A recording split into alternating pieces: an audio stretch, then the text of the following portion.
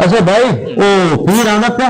ते मैं ते रोटी पानी का घर आग दिता ना तो मैं डेरी पे होया वहां है ठीक है तो मैं प्यार करना हिम्मत करनी दी ठीक हो गया मैं आंदा पिया वापस फोन करे मैं ठीक है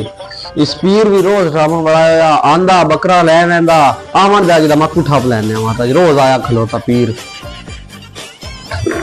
अस्सलाम वालेकुम पीर सलाओ जी और जी क्या लगना वाह जी और सुनाओ ठीक हो ठीक ठाक किधे अपना साडा मुरीद ओ पागल होया वदा अच्छा ओ पीरा दे मौलवियों दे पीछे लगा वदा आगे उसके अंदर दो त्रै के अंदर नु बन्या दे सिर खोल छोड़े ना भी मौलवी आए ना पीरा दे जेड़ा कोई मौलवी पीर लबदा ओदे सिर पाट जख्मी करते ना अच्छा सी मैं घर कोई ना बहाना ला के ना मैं इस निकला ठीक अच्छा मैं ना से छोड़ दम करना बने नहीं ठीक है तो मैं बताना का घंटे पानी ठीक है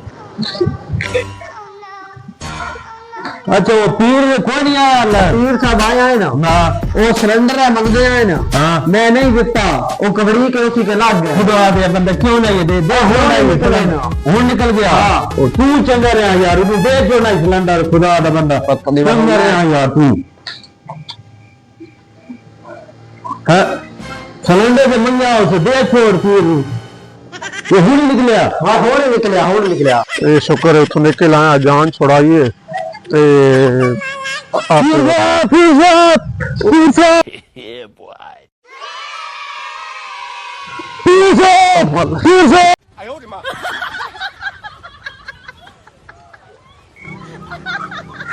ओ यार क्या कीते यार पीर निराश कर छोड़ाता है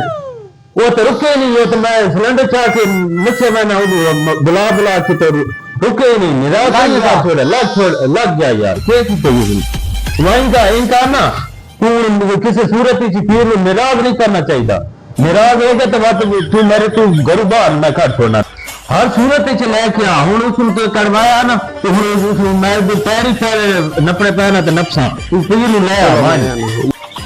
हुन प्लान भी इस्तेमाल करना पोसी चलो बात हम करेने और पीर मना ले पीर साहब दो तीन गाल सुने है पीर साहब जी जी ਤੁਹਾਡੇ ਕਦਮ ਬਰਕਤ ਤੇ ਤੁਹਾਡੇ ਕਦਮ ਉਹ ਰੱਖੇ ਤਾਂ ਬਿਲਕੁਲ ਠੀਕ ਹੋ ਗਿਆ ਹੋਣਾ ਉਹ ਤਾਂ ਬੁਲਾਉਂਦਾ ਪਿਆ ਹੋ ਯਾਰ ਵੇਖ ਲੈ ਮਰਾਨ ਅਭੀ ਕੋਈ ਨਹੀਂ ਆਦਾ ਹੋਣਾ ਯਾਰ ਨਹੀਂ ਉਹ ਠੀਕ ਹੋ ਗਿਆ ਸਾਹ ਬਿਲਕੁਲ ਠੀਕ ਹੋ ਗਿਆ ਆਓ ਜੀ ਪੀਰ ਸਾਹਿਬ ਤੋਂ ਨਾ ਹੁਣ ਮਰਾਨ ਅਭੀ ਨਹੀਂ ਕੁਝ ਵੀ ਨਹੀਂ ਆਦਾ ਬਿਲਕੁਲ ਠੀਕ ਹੋ ਗਿਆ ਯਾਰ ਇਹਨੇ ਉੱਕਾ ਠੀਕ ਹੋ ਗਿਆ ਚਲਾਓ